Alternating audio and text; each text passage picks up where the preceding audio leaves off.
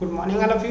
12th physics के अंतर्गत हम बात कर रहे हैं चुंबकत्व का, और चुंबकत्व के सेक्शन में आज हम बात करने जा रहे हैं बलयुग्म के आघूर्ण का। तो बलयुग्म के आघूर्ण को जानने से पहले हम ये जान लें कि जब किसी दंड चुंबक को किसी एक समान चुंबकीय क्षेत्र में रखा जाता है तो होता क्या है, और एक समान चुंबकीय क्षेत्र वास्तव में क्या है। तो सबसे पहले चर्चा करने जा रहे हैं हम एक समान चुंबकीय क्षेत्र पर। तो एक समान चुंबकीय क्षेत्र मतलब नाम से ही स्पष्ट है, एक ऐसा क्षेत्र जिसके प्रत्येक बिंदु पर चुंबकीय क्षेत्र की तीव्रता एक समान होगी। फॉर एग्जाम्पल मैं यहाँ डायग्राम के माध्यम से उनको समझाने का प्रयास कर रहा हूँ। मैंने एक समान चुंबकीय क्षेत्र बनाया है जिसकी तीव्रता जो है एक समान, मतलब अगर मैं इसके किसी भी बिंदु पर, ये जो चुंबकीय क्षेत्र है इसके किसी बिंदु पर चला जाऊं तो वहां पर जो चुंबकीय क्षेत्र की तीव्रता होगी वो मुझे सदैव बी ही प्राप्त होगी।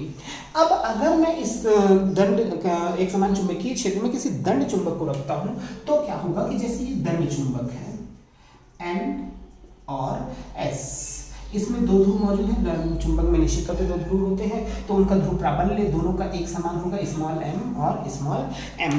जब दंड चुंबक को एक समान चुंबकीय क्षेत्र में रखा जाता है तो निश्चित तौर पर उस पर एक बल कार्य करने लगता है। जैसा कि हमको पता है कि जो चुंबकीय क्षेत्र पर लगने वाला बल है वो ध्रुव प्राबल्य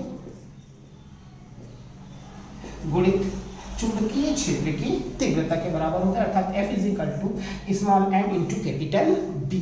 तो m के कारण और चुंबकीय क्षेत्र की तीव्रता B के कारण इस पर mb और यहाँ पर भी इस दिशा में mb, तो दो बल mb और mb जिनका परिमाण तो समान है किंतु दिशा परस्पर विपरीत है। एक इस दिशा में कार्य कर रहा है और एक दूसरे अगेंस्ट दिशा में। तो हमने 11th में स्टडी किया था कि जब समान परिमाण के दो बल किसी एक वस्तु पर परस्पर विपरीत दिशाओं में कार्य करते हैं तो उन्हें बल युग्म कहा जाता है। तो यहाँ पर दो बल हमारे पास जो कार्य कर रहा है तो वो है mb और दूसरा mb।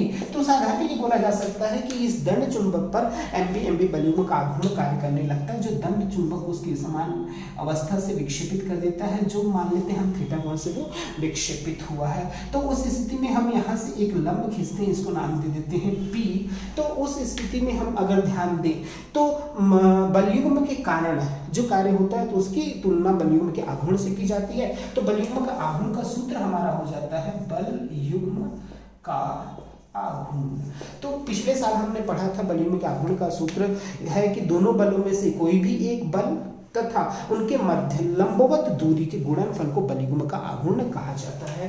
तो यहां से दोनों बलों में से एक बल गुणित बल की दिशा में लंबवत दूरी, तो दोनों बलों में से कोई भी एक बल तथा बल की दिशा में लंबवत दूरी, ये बलयुग्म के आघूर्ण का सूत्र होता है। तो दोनों बलों में से हमारे पास दो बल हैं mb और mb, तो दोनों में से कोई भी एक बल हम पुट अप करेंगे गुणित लंबवत दिशा में जो दूरी है, बल की दिशा में लंबवत दूरी। तो एक बल हमारा इस दिशा में कार्य कर रहा है, एक बल हमारा इस दिशा में कार्य कर रहा है। तो अगर इसकी बात करें तो जो लंबवत दूरी होगी वो हमारी ही हो जाएगी। इस बल, ये बल और इस बल के अगेंस्ट में जो लंबवत दूरी होगी परपेंडिकुलर डिस्टेंस, तो यहाँ पर हम देखें s और p है तो हमारा जो परपेंडिकुलर डिस्टेंस हो जाएगा वो हो जाएगा sp। तो इस स्थिति में हम आगे जो बात कर रहे हैं इसको समीकरण 1 मान लेते हैं।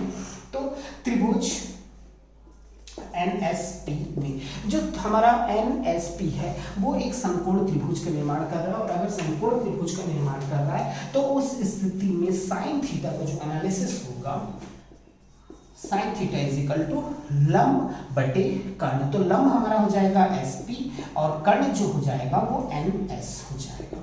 तो SP का जो मान है उसको एज इट इज रखने देते हैं। NS मतलब N से S के बीच की दूरी, तो जो चुंबक की प्रभावकारी लंबाई होती है वही उसकी दूरी हो जाएगी, तो उसे हम 2L से रिप्रेजेंट करेंगे, तो which is equal to 2L।